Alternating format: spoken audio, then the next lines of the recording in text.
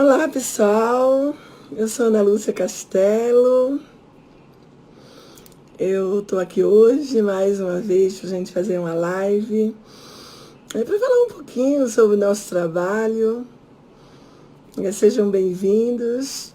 Eu acho que é bem legal a gente conversar um pouco, né? Discutir um pouco sobre alguns assuntos que estão assim tão em moda, tão perturbam tanto a gente naturalmente, né?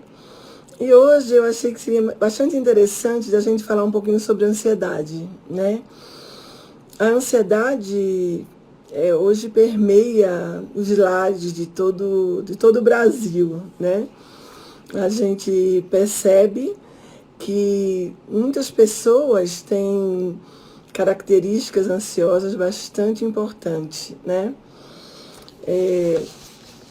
Quem nunca ouviu algo parecido assim? Nossa, fulano é muito ansioso, por isso que ele não consegue as coisas, né? Outras pessoas dizem assim, ela não vai bem, quem sabe? Porque ela é muito ansiosa, por isso que ela não consegue passar no vestibular de medicina. Então, tudo isso, será que a gente sabe realmente o que é a ansiedade, né?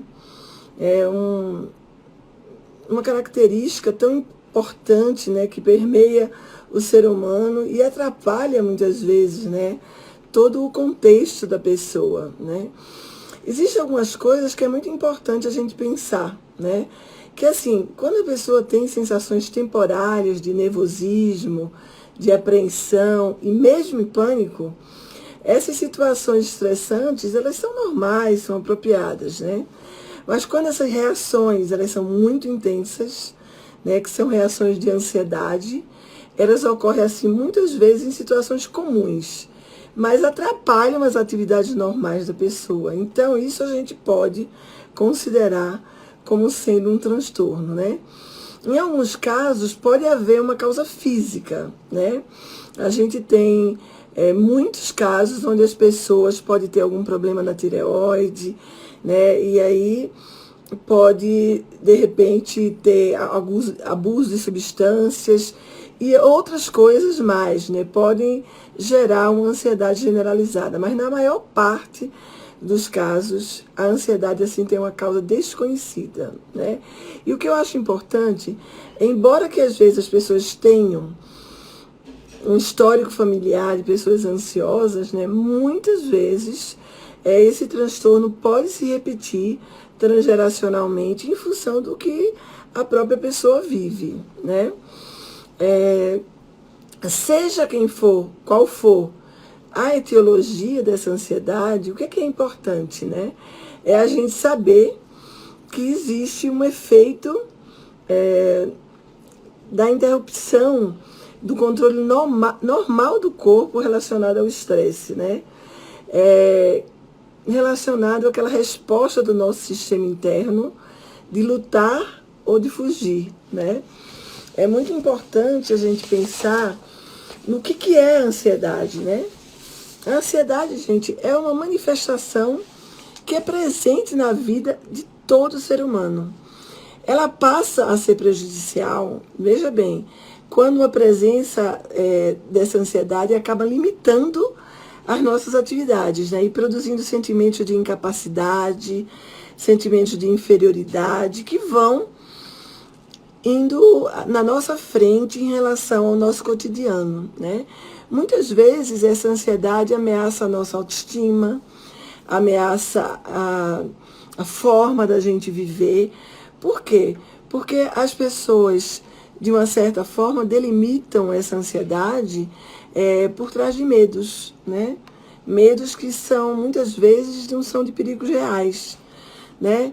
Então, em linhas gerais, a gente pode dizer que a ansiedade é uma reação natural do corpo. A gente, por conta dessa ansiedade, a gente pode ter comportamentos extremamente inadequados. Agora, o transtorno de ansiedade, né, ele realmente causa ao ser humano um desconforto muito grande, né?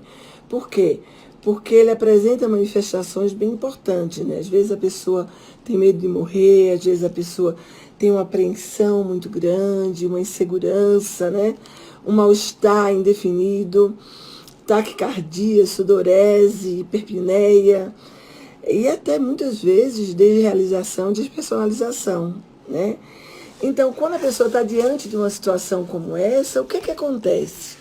A pessoa pode muitas vezes apresentar alguns comportamentos que a gente fica assim bastante preocupado, porque a pessoa começa a se esquivar de algumas coisas, se esquivar de rituais, né? Uma inquietação muito grande, insônia muitas vezes, sobressaltos, desprazer. E esse é um contexto que a gente pode perceber que a pessoa fica fora, né, do contexto normal dela. Por quê? Porque quando isso essa ansiedade aparece, a pessoa, de uma maneira geral, pode fazer com que todo o mecanismo do sistema interno dela tenha um funcionamento inadequado, né? Isso é muito ruim, tá? É muito ruim porque o que é que acontece quando o ser humano tem uma resposta ao estresse que é muito intensa? O que é que acontece? O nosso cérebro entra num movimento, muitas vezes, de sofrimento, né? O hipotálamo, ele estimula a hipófise a produzir o hormônio adrenocorticotrópico. E aí o que que acontece? Adrenocorticotrópico. É esse hormônio. Até anotei aqui porque eu não conseguia decorar o nome desse hormônio. O que que acontece? Esse hormônio, ele induz a produção de adrenalina e cortisol, né, pelas glândulas adrenais. E esses hormônios produzem aquela conhecida resposta de fuga e luta. Então, os efeitos físicos da ansiedade são um pouco esse, né? A ativação da resposta ao estresse, sob uma forma de lutar e fugir, o nosso sistema interno reage em relação a isso, né? Produzindo assim, gente, efeitos generalizados no nosso corpo, né? E normalmente essa resposta ela é desativada quando o estresse desaparece. Mas nos transtornos de ansiedade, ela pode ser muito exagerada. Então, isso vai permitir que a pessoa, de uma maneira geral, ela muitas vezes não responda bem a esse movimento de estresse. A gente sabe que os neurotransmissores cerebrais responsáveis que estão envolvidos nesse movimento de ansiedade é a noradrenalina e a serotonina, né? Que podem, de uma certa forma, fazer com que a pessoa não tenha um certo controle do que está acontecendo, dependendo de como esses neurotransmissores são colocados à tona, né? E isso faz com que a pessoa tenha essa resposta de fuga e luta de uma maneira inadequada, muitas vezes, né? Então, eu queria dar um oi a todo mundo, né? E a gente vai falar um pouquinho hoje, nós estamos falando um pouquinho sobre a ansiedade de uma maneira geral, para depois a gente falar um pouco dos transtornos de ansiedade e o MDR, né? Que é uma abordagem terapêutica extremamente eficaz para trabalhar com o MDR. Oi, Jane, tudo bem, querida? Então, dentro do Estercita, seja bem-vinda, Tarsila. Oi, Lília, tudo bem? Então, a gente tem, hoje o DSM-5, o DSM-5 traz os transtornos de ansiedade, né, trazendo a fobia específica, né, a fobia social, transtorno de ansiedade generalizada, os transtornos do pânico, os transtornos obsessivos compulsivos, os transtornos de estresse pós-traumático e também o transtorno de ansiedade de separação, que eu vou falar um pouquinho sobre esse transtorno em crianças, né? Que esse transtorno de ansiedade de separação é um transtorno que aparece bastante nas crianças, né? Principalmente crianças pequenas, relacionadas àquela coisa de se separar da mãe, principalmente no início da vida, né? Dependendo do vínculo de apego que a criança faz, muitas vezes isso pode aparecer de uma maneira bastante forte, né? Eu vou falar um pouquinho só de cada uma, só para vocês terem uma ideia e a gente falar sobre o MDR, mas vamos falar um pouquinho de cada um desses transtornos, que são 6, né? Os transtornos de ansiedade que o DSM-5 traz, né? E o primeiro deles é a fobia social, né? Que é aquele medo persistente daquelas situações em que a pessoa acredita poder estar exposta à avaliação dos outros, a se comportar de uma maneira vergonhosa, né?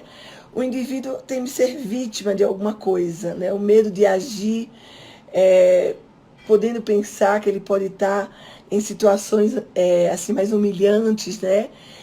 A situação social do indivíduo é temida e ela vem acompanhada das manifestações da ansiedade, que são os tremores, a pessoa fica enrubescida, né? Então, muitas vezes, o que é que a pessoa faz? Vai para a esquiva ou para a evitação.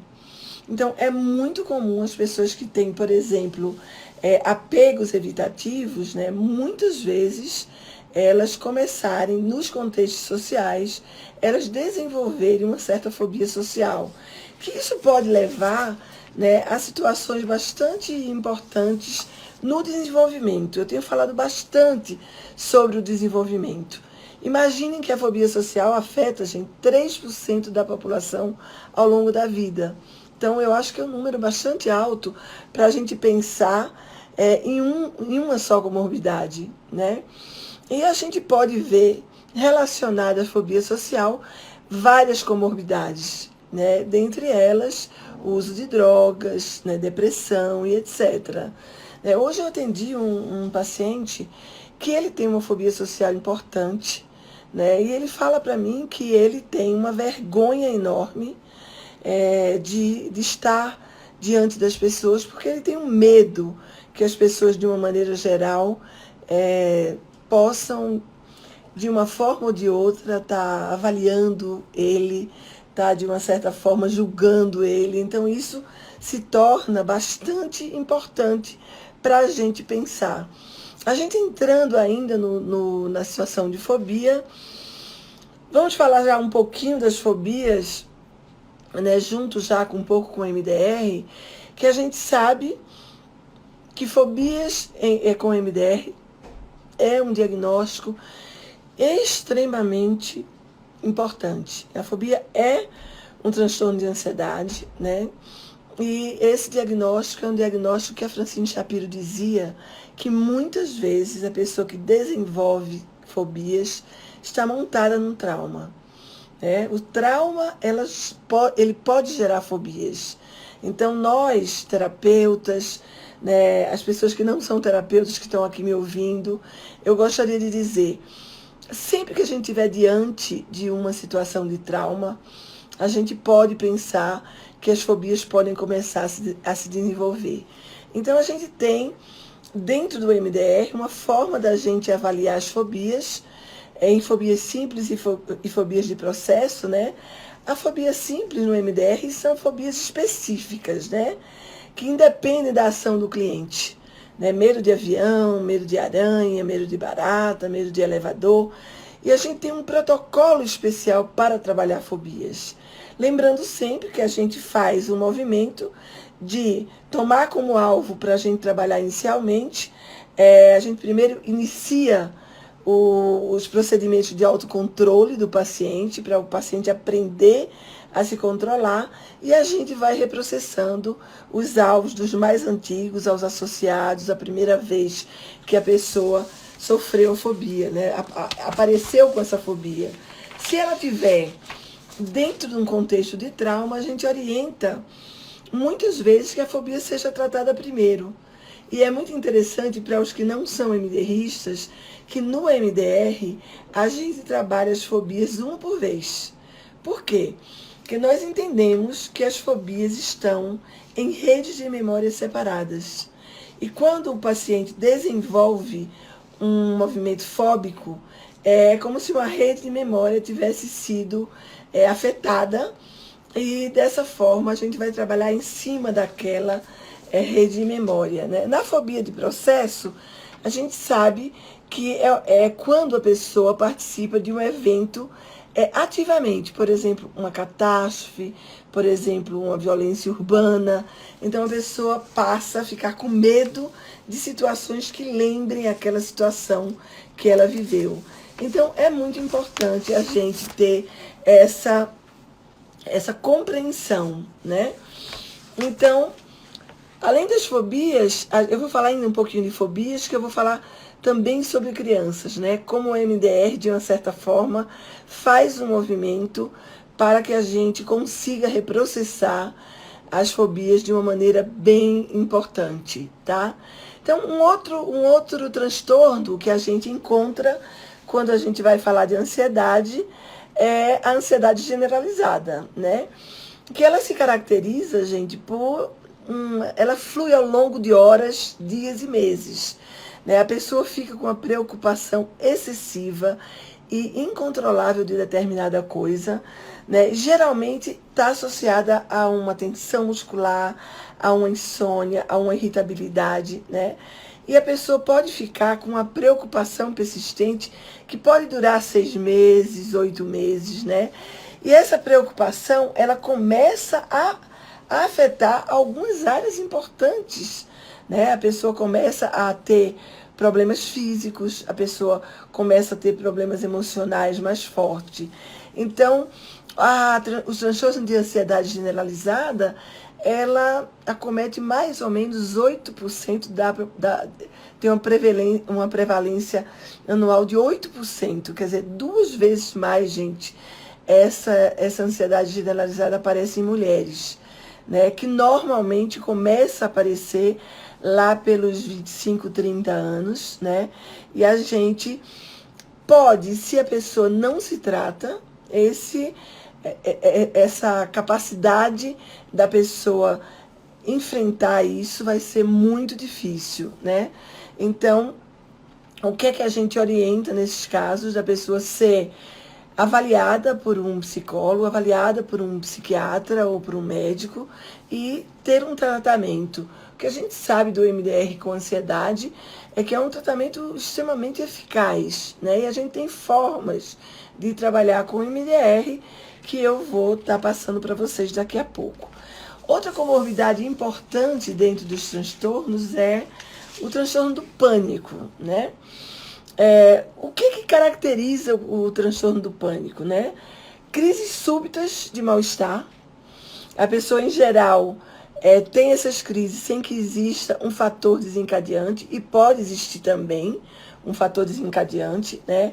E os ataques, eles se repetem com alterações comportamentais associadas ao medo, que a pessoa começa a ter medo de ter medo.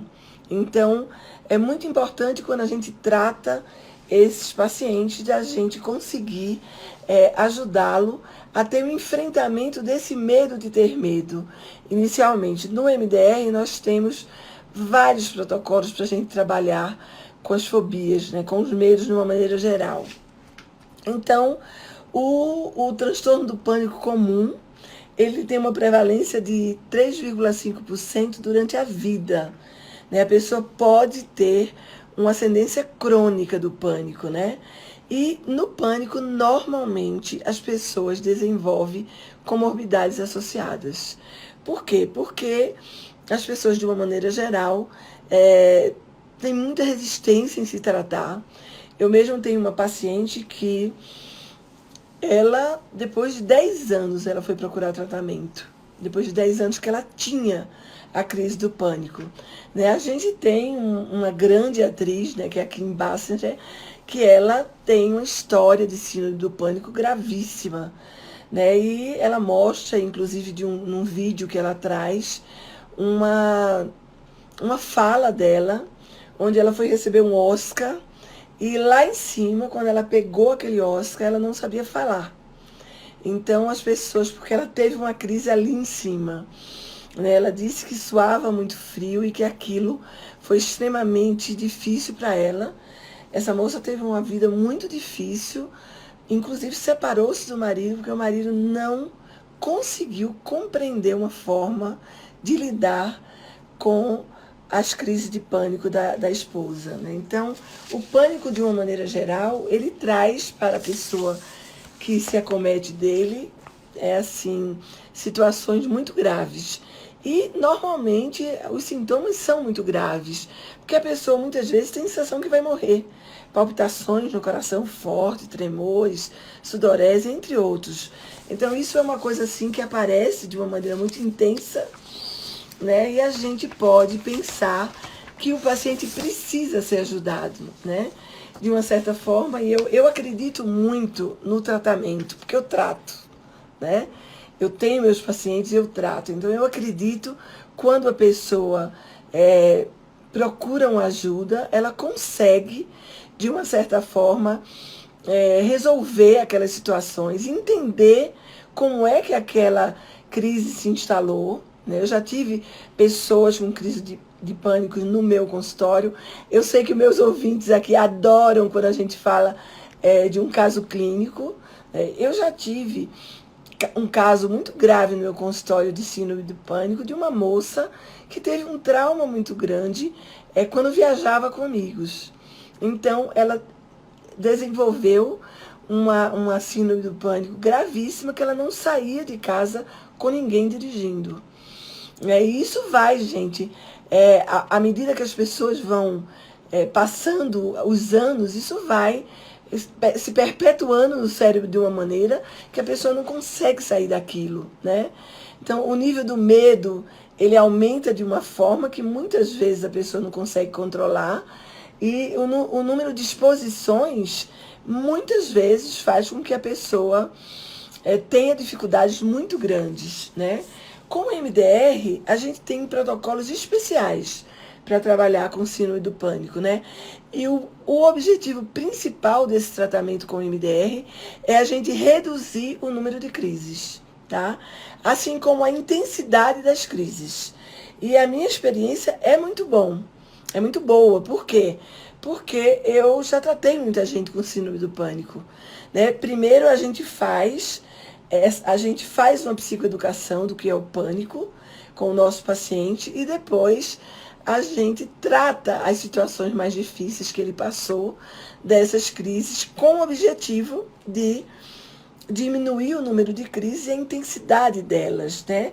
Dependendo da intensidade, da gravidade da crise, a gente pode primeiro tentar diminuir o número de crises, né? Por quê? Porque o paciente sabe que se ele entra naquela situação, ele fica ali por muito tempo, né? E isso é uma coisa muito ruim, porque o paciente muitas vezes não sabe como lidar com aquilo, né? Então, a gente tem que estimular o paciente a falar muito sobre essa crise, né? De se envolver com o tratamento de uma maneira que a gente consiga ajudá-lo a falar sobre a crise, sobre a intensidade da crise, sobre como ele, de uma certa forma, saiu das crises nas vezes em que ele conseguiu sair, né?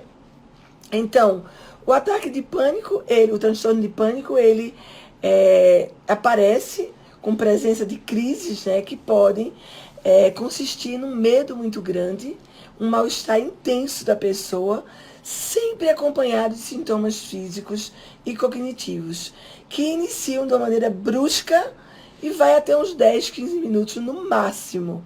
Então, o grande problema desses ataques de pânico é que eles podem gerar traumas. E a gente sabe, falando uma linguagem do MDR, que quando esses ataques de pânico geram um trauma, o que é que acontece? O processamento adaptativo de informação do nosso cérebro não consegue acolher essas memórias, e essas memórias são deslocadas para outras regiões do cérebro, formando nós neuronais. E esses nós neuronais, eles podem ficar sempre encapsulados por um tempo enorme. Então, quando a pessoa tem crise de pânico e essas crises são traumáticas, o tratamento é muito mais difícil, porque a gente precisa primeiro trabalhar nesses nós neuronais, fazendo o reprocessamento desses traumas, e depois a gente faz o reprocessamento das situações de pânico que o paciente viveu. né? Eu tenho feito esse trabalho, assim, plagiando muito um terapeuta de MDR holandês que chama-se Adjon. Eu assisti recentemente, não, já faz mais de ano, uma palestra dele, e ele trabalha bastante com fobias, né? E em uma ocasião ele fala que quando a gente vai trabalhar com uma fobia que tem um evento traumático associado, né? E que possivelmente a fobia foi desencadeada por esse trauma, a gente tem uma dificuldade muito maior, né? Então, a gente sabe que existe essa dificuldade, né? Em crianças, a gente vê muito menos os ataques de pânico, mas como eu trabalho com uma população de crianças bastante grande, eu já atendi algumas crianças com síndrome de pânico, né? As crianças que eu atendi com síndrome de pânico, elas tinham traumas associados. Isso é muito curioso, né? Porque desenvolve, porque não sabe como sair daquela situação, ainda é um cérebro pouco trabalhado, tem poucas formas da criança conseguir entender o que é aquilo e, de uma certa forma, fazer um movimento para sair daquela situação.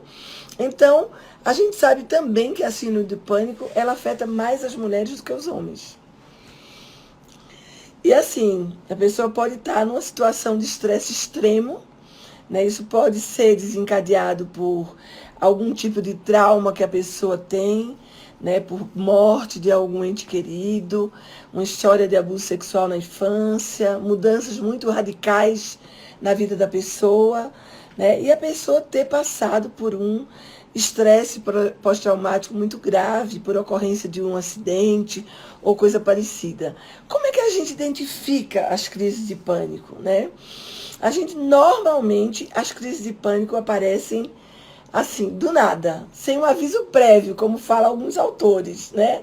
A qualquer hora do dia, em qualquer situação, a pessoa dirigindo, a pessoa fazendo compras e etc. O pico das crises do pânico geralmente demoram 10 a 20 minutos no máximo. E quais são os sintomas que a pessoa tem quando desenvolve a síndrome do pânico, né? O psicólogo holandês, que eu sigo não, que eu vejo tudo dele, porque ele é um dos grandes nomes do MDR da Holanda, que chama-se Adjon. Giane, por favor, põe aí para mim para as pessoas verem. Adjon acreditem vocês que ele é um dentista. O Adjon é um dentista que depois fez psicologia. Ele trabalha muito com... A gente está fazendo agora uma pesquisa, a gente vai fazer com dor de ATM, né? E o Adjon começou a trabalhar com MDR, com toda a sintomatologia dentária. Pessoas que tinham medo, tinham fobia de agulha, pessoas que tinham medo de tomar anestesia, né? Pessoas que tinham dor de ATM. Então, ele é um especialista. Tem vários artigos científicos escritos. Todos eles estão em inglês, mas hoje a gente consegue, né, ler bem o inglês, porque a gente... hoje está muito fácil a leitura em inglês, porque a gente tem as pessoas que não dominam a língua, a gente tem como fazer. Eu trouxe a ansiedade porque eu concordo com você, viu, Luciana, que as pessoas hoje, a gente diz que a ansiedade é realmente, né, um problema do século, né? As pessoas estão muito ansiosas, as crianças estão muito ansiosas porque são muito exigidas, né? Quando eu ouço um pai e uma mãe ouvir que um filho tirou 8 e o pai e a mãe dizer que baixa essa nota, né? E a criança dizer que foi o melhor que ela pôde fazer, a gente também tem que olhar o outro lado, né? Como é que isso está sendo trazido para nós, né? E para as crianças, para os adolescentes. Então a gente vai, de uma certa forma, trabalhar em cima do que a gente pode fazer para trazer para vocês um conteúdo mais tranquilo e vocês repensem um pouco, né, Não só os MDRistas, mas também as pessoas que estão aqui assistindo, que a gente vai ensinar alguns recursos para vocês lidarem com ansiedade, que vai ser bem legal no final da nossa live, tá? Então, eu concordo contigo, Débora. Tá muito assustador quando a gente atende uma criança e a criança traz um contexto de ansiedade muito forte, porque não sabe como lidar com as situações da vida, né? Por quê? Porque são muito exigidas, né? Hoje eu estava atendendo um garoto e ele disse para mim assim: olha, tia Ana Lúcia, eu gosto muito de fazer a terapia, mas eu não gosto de fazer a terapia online. Esse menino tem 9 anos. 9 anos é uma idade que ele já sabe o que ele consegue fazer ou não. Ele disse, olha, eu odeio o estudo online. Mas eu preferia fazer a terapia presencial. Você pode fazer a terapia presencial? Eu vou dar um jeito, porque ele disse, não está adiantando para mim a terapia online. Esse menino e um outro, foram os dois que eu tive problemas com fazer as sessões online. E as crianças muito pequenas. De uma maneira geral, eu tenho atendido online e as crianças estão indo muito bem. Mas quando a gente ouve uma criança dizer assim, eu fico ansioso qual é o dia da terapia, porque eu não consigo me concentrar, porque eu fico querendo pegar no celular, porque eu fico querendo mexer no computador. Então, ele diz que ele não consegue. Quando ele está no meu consultório, ele entra na terapia. E aí eu tive que dar um ouvido a essa criança, porque essa criança vai no meu consultório e ela faz a sessão inteira. Faz o MDR, trabalha as situações, traz as situações. Então, a gente tem que dar uma atenção especial a essa criança, né? Um outro transtorno que é considerado um transtorno de ansiedade é o transtorno obsessivo-compulsivo, né? O transtorno obsessivo-compulsivo, gente, é um transtorno muito difícil. Que hoje eu tenho tido crianças que se acometem, né, desse transtorno muito pequenos. E uma das coisas que eu queria chamar a atenção para quem é MDRista e para quem não é MDRista é que o transtorno obsessivo-compulsivo ele pode ter uma característica bem importante de transmissão transgeracional. Por quê? Porque a criança que vive com um pai, uma mãe, um irmão que tem esse transtorno, ele pode se acometer dos mesmos comportamentos, né? O que é o transtorno obsessivo-compulsivo, né? Ele é caracterizado, gente, pela presença de pensamentos obsessivos e a necessidade de realizar alguns rituais para suprimir esses pensamentos, né? Como lavar as mãos repetidamente, conferir chaves, etc, etc. A gente, normalmente, quando eu estou diante... E olha lá, mesmo criança, o que eu vou dizer para vocês, quando eu estou diante de uma criança que tem um transtorno obsessivo compulsivo diagnosticado, às vezes por um pediatra, eu faço questão de ouvir a opinião de um psiquiatra infantil, para a gente ver se há necessidade de alguma medicação para ajudar a criança a se regular e conseguir trabalhar aquele transtorno, né? Normalmente, no MDR, a gente tem um protocolo de transtorno obsessivo-compulsivo também, né? Onde a gente primeiro trabalha as obsessões, porque são as obsessões que levam a pessoa a ter o comportamento para suprimir aquela obsessão. Então, primeiro a gente trabalha a obsessão para depois trabalhar os comportamentos compulsivos. Né? Isso é muito importante porque quando a pessoa começa a ter um controle da obsessão, então a pessoa já fica atento aos comportamentos compulsivos não aparecerem, né? Existe algumas situações que a gente tem que estar bem atento em relação aos transtornos obsessivos compulsivos, que é a forma como a pessoa desenvolve, né? Principalmente as crianças, para a gente não fazer um movimento de deixar a criança com vergonha. Eu tinha uma criança que ela tinha um toque muito sério em relação à blusa, à camisa dela. Era um menino, ele tinha que puxar a camisa para baixo, porque ele não queria ver que aparecesse o pênis dele. E aí ele colocava para baixo como se aquilo fosse adiantar. E ele se acostumou a fazer aquilo por cima da calça, né? E isso fazia com que ele se sentisse melhor na hora que ele fazia esse movimento, né? Então, a gente tem, eu acho que é importante a gente pensar em como você vai trabalhar os atos mentais.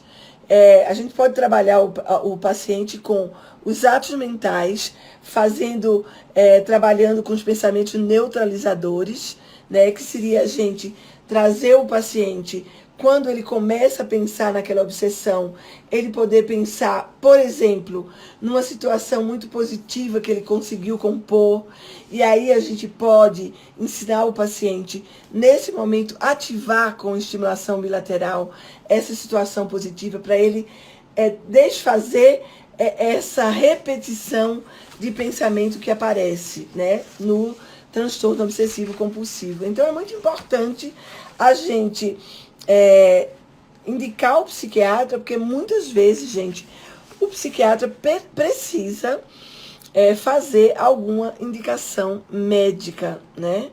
Isso é bastante importante para a gente poder ajudar o nosso paciente.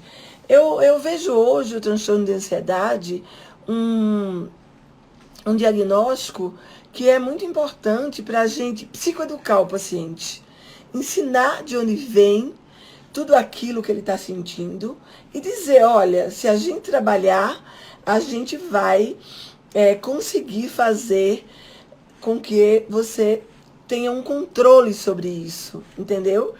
Então é muito importante a gente fazer esse tipo de trabalho para que o nosso paciente seja psicoeducado, né? O Patrick está falando que a gente pode passar leituras, passar filmes para os pacientes verem. Eu concordo, eu faço muito esse movimento, né?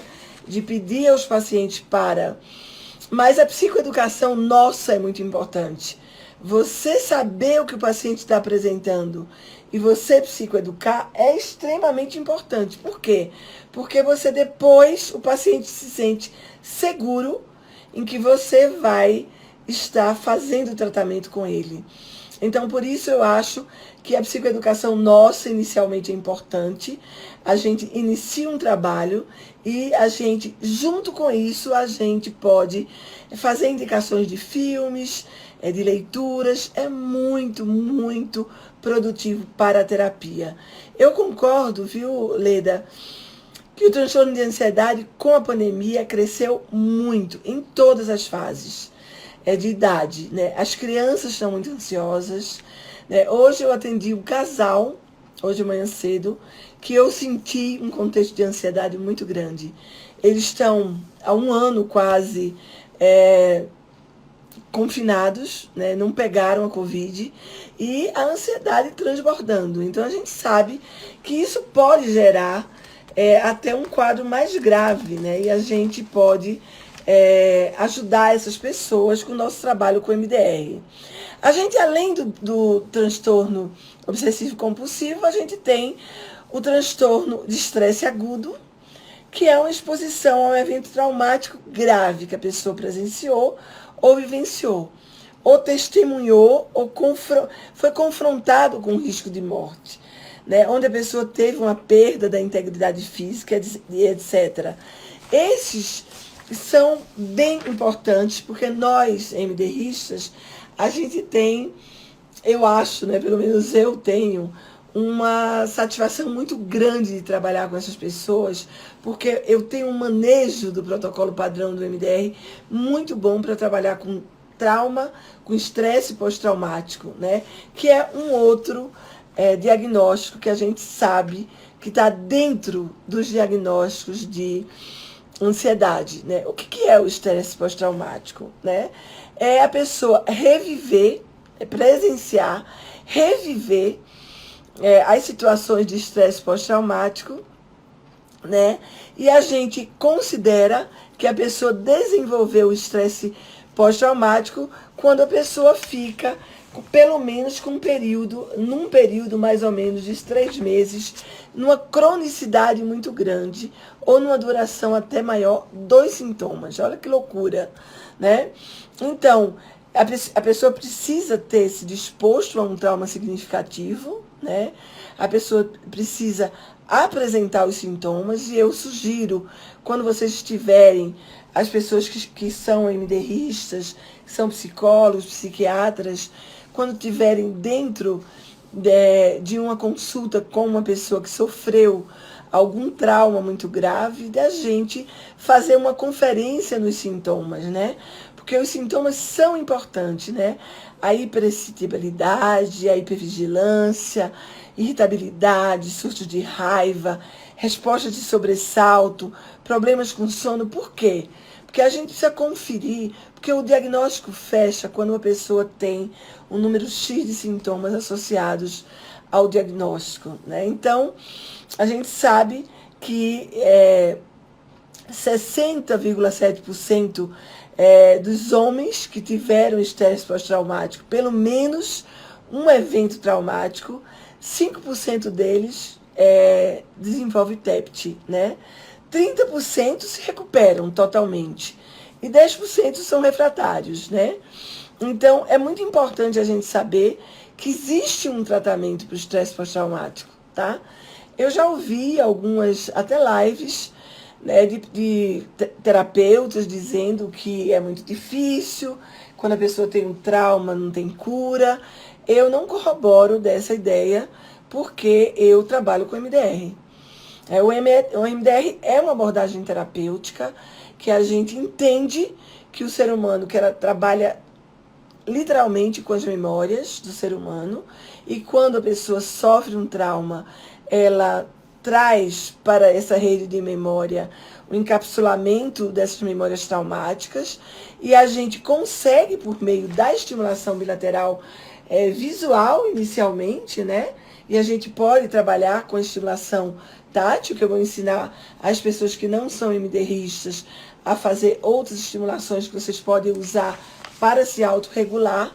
E a gente sabe que fazendo o reprocessamento dessas memórias, nós conseguimos fazer com que o paciente consiga reprocessar os pilares da memória do trauma, que são as imagens daquilo que a pessoa viveu, as emoções, as sensações corporais, etc. Então, é muito importante a gente saber o quanto nós conseguimos trabalhar com os nossos pacientes, né? Eu já tive casos de tratar famílias com estresse pós-traumático, né? Uma família daqui de São Paulo que sofreu um assalto gravíssimo, e a gente fez um trabalho com toda a família. Então, a família toda hoje está muito bem. Então, por isso que eu digo para vocês que é importante a gente validar o nosso trabalho com o MDR. Para as pessoas que não conhecem o MDR, é uma abordagem terapêutica integrativa, né? Ela pode ser utilizada com todas as outras abordagens. Foi desenvolvida nos Estados Unidos na década de 80 pela psicóloga Francine Shapiro, que ela era uma terapeuta cognitivo-comportamental. E a Francine dizia que o ser humano, quando ele consegue reprocessar os traumas, ele pode ter uma qualidade de vida muito melhor. E se ele não consegue reprocessar esses traumas, ele pode evidenciar transtornos muito graves durante toda a vida dele. Então, por isso que é muito importante a gente, quando está diante de um quadro onde a gente observa que a pessoa tem um quadro de ansiedade importante, como eu falei no início, né, a gente pode observar quando nós estamos trabalhando e a pessoa não consegue fazer um bom reprocessamento, como está falando a Luciana, dessas experiências adversas, né? Que normalmente as pessoas que não tratam as experiências adversas na infância, elas podem ser acometidas de transtornos de ansiedade graves, né? Por quê? Porque o transtorno ele se solidifica quando a pessoa apresenta realmente os sintomas mais graves da doença, né? Então, é muito importante a gente estar muito atento a isso. Outro diagnóstico importante para a gente validar é a ansiedade de separação. A ansiedade de separação, de acordo com o DSM-5, ela é um medo ou uma ansiedade imprópria, excessiva, em relação a algum estágio do desenvolvimento da criança. Mas eu já tive adolescentes com ansiedade de separação importantes, né? Envolvendo a separação dessa criança com algum indivíduo que ele tem apego. Pode ser cuidadores, pai, mãe e etc. O que é que essa ansiedade de separação gera nas pessoas que desenvolvem, ou nas crianças que desenvolvem? Um sofrimento excessivo e recorrente diante da separação da figura de apego. Pode ser pai, mãe, cuidadores de uma maneira geral, né? Isso acontece. Uma preocupação assim persistente e excessiva, né, acerca da perca ou do perigo envolvendo as figuras importantes de apego. É muito normal uma criança dizer para mim: eu não quero ir para a aula porque eu acho que se a minha mãe sair de casa, ela pode sofrer um assalto e matarem ela. Já teve várias crianças que disseram isso para mim. Para a gente é muito pesado ver a criança ficar nesse remoinho, né, emocional de que se separar da mãe vai acontecer algo difícil com a mãe, né? Às vezes a criança tem uma preocupação persistente e excessiva de que um evento que ela não queria que os pais fossem, os pais vão e acontece alguma coisa mais séria, mais grave, né? Às vezes a criança tem um temor de ficar sozinha, uma relutância ou uma recusa muito grande de dormir longe de casa, pesadelos repetitivos em relação ao perigo envolvendo a separação. Nesse quadro, gente, é importante que a criança seja atendida. Porque se os pais fazem algum tipo de trabalho com a criança em casa, os pais muitas vezes não conseguem fazer esse movimento. Crianças muito pequenas, acreditem vocês que criança de 1, 2 anos, que eu já atendi no meu setting clínico, né, que eu sou uma psicóloga que atendo bastante, eu sou uma treinadora de MDR que faço parte clínica e por isso eu tenho muitos casos clínicos para estar passando para os meus alunos e para os meus pacientes, né? Eu já atendi criança com 1 ano e meio, 2 anos, com ansiedade de separação importante, que a gente monta um protocolo de histórias com o MDR, que é um protocolo onde a gente traz a dificuldade da criança, onde um personagem é trazido para que aquele personagem traga para a criança aquela dificuldade que ela tem, e durante a história a gente faz a resolução da dificuldade do personagem. Todo esse movimento é feito com estimulação bilateral. Muitas vezes a gente faz a estimulação fazendo a estimulação bilateral na criança, nas perninhas ou nas mãos, ou a gente trabalha com um pincel, fazendo a estimulação bilateral numa mão e outra, né? Na mãozinha da criança ou no pezinho da criança. A gente pode usar o pincel, ele é muito legal.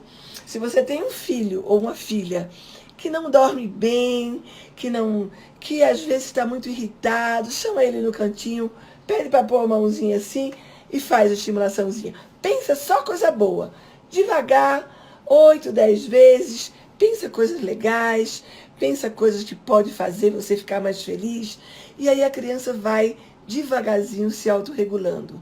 Eu também oriento para os pais fazerem a estimulação lenta e poucas, de 8 a 10, antes da criança dormir, para que a criança faça um movimento de rebaixar aquela excitação que ela estava, e isso eu tenho visto um resultado espetacular. Isso é muito bom, né? A gente vai falar um pouquinho agora, né? Eu vou trazer para vocês um pouco o ABCD que eu aprendi com o meu amigo Andrew, né? O Andrew veio para aqui, para o Brasil, e ele ensinou o ABCD da ansiedade, né? O a gente tem que pensar. Eu tenho que estar consciente do meu sentimento. Pensem vocês aí. Consciente do meu sentimento. É importante, quando você está diante de uma pessoa que está muito ansiosa, você trazer o sentimento dela à tona. Consciência, né? Mindfulness, né?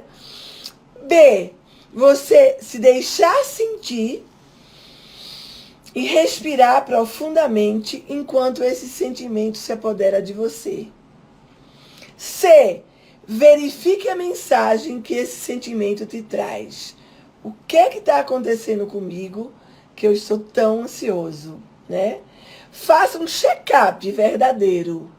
O Andrew fala isso, né?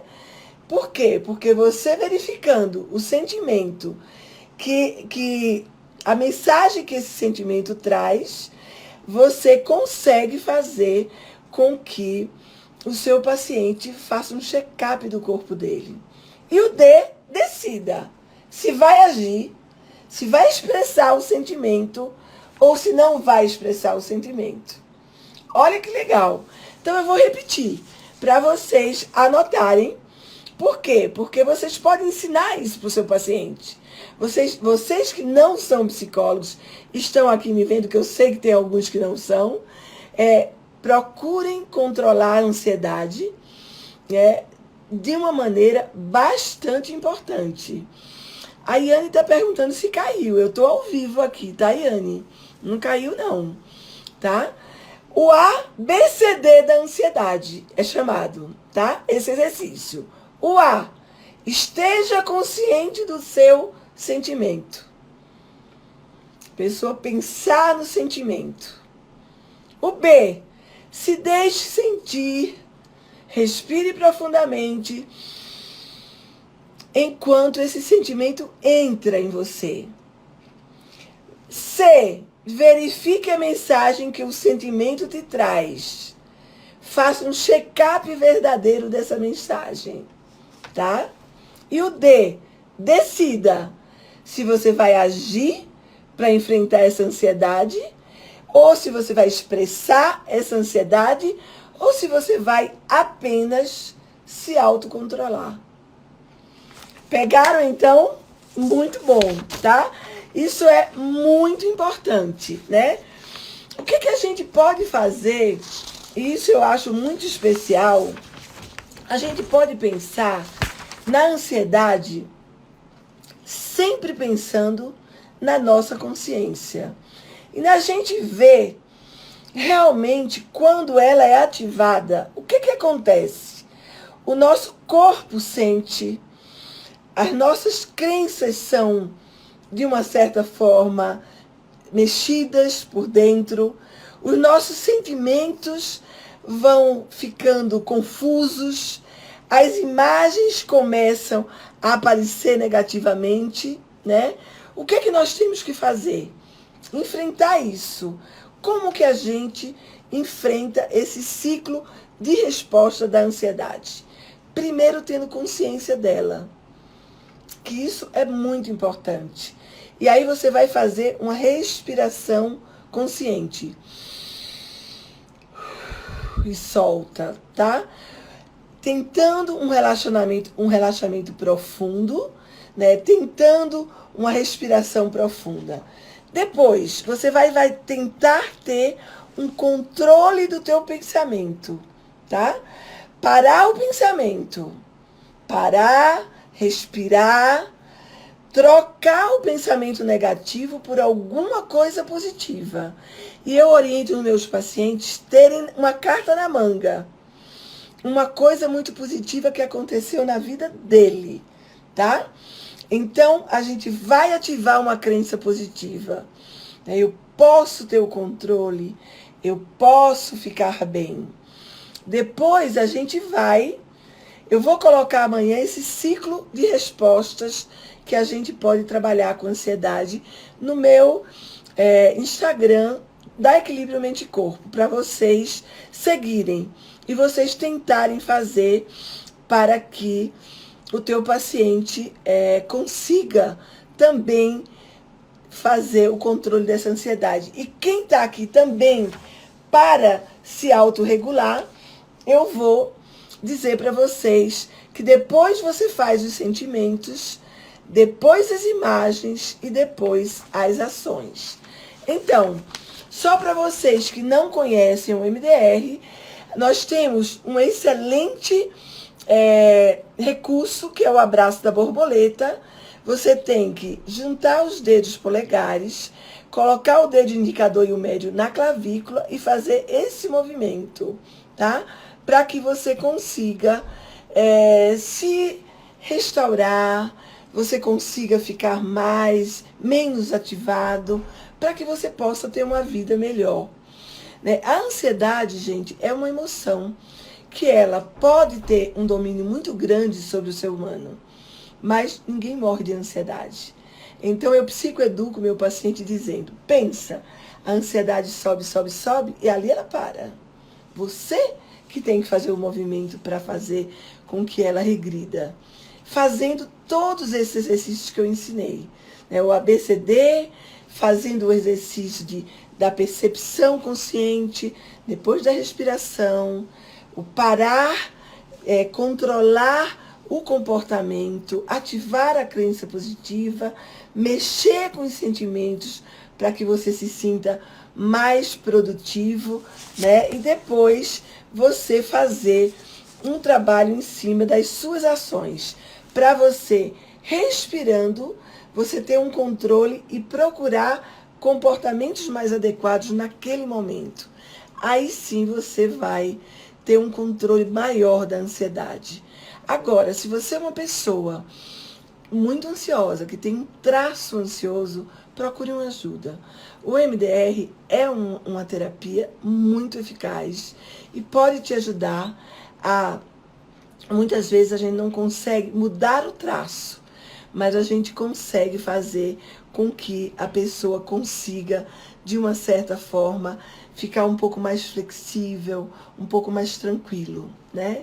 Então, eu acho que é muito importante orientar vocês que têm contextos de ansiedade muito sérios, que tentem uma ajuda terapêutica. O MDR, nossa equipe de psicólogos da Equilíbrio Mente e Corpo, nós temos vários psicólogos, a gente está à disposição. É só vocês mandarem um e-mail na emcmentecorpo@gmail.com. Eu vou colocar o nosso e-mail amanhã no nosso Instagram para vocês. E vou também compilar algumas coisas do nosso encontro de hoje. Essa live vai ficar gravada, tá? E eu espero ter ajudado vocês, né? A pensarem um pouco nessas questões ligadas à ansiedade, a pensarem um pouco como ajudar os nossos pacientes, os psicólogos que estão aqui, né? E a pensar um pouco que MDR é vida, como acabou de falar a Verônica, né? Essa forma da gente trabalhar pode, consequentemente, ajudar os nossos pacientes, ajudar os nossos filhos, ajudar as nossas famílias, porque a gente pode também ajudar com os exercícios de recursos os nossos pacientes a melhorar essa ansiedade. Silei, eu vou colocar no Instagram o nome do psicólogo holandês, tá bom? E aí vocês podem pesquisar. Então eu gostaria de mandar um abraço muito grande para os meus alunos que estão aqui, para os meus amigos, para as minhas organizadoras, as minhas supervisoras que estão todas aqui, tá? E um abraço muito grande no coração de vocês e até semana que vem, tá? Um beijo grande.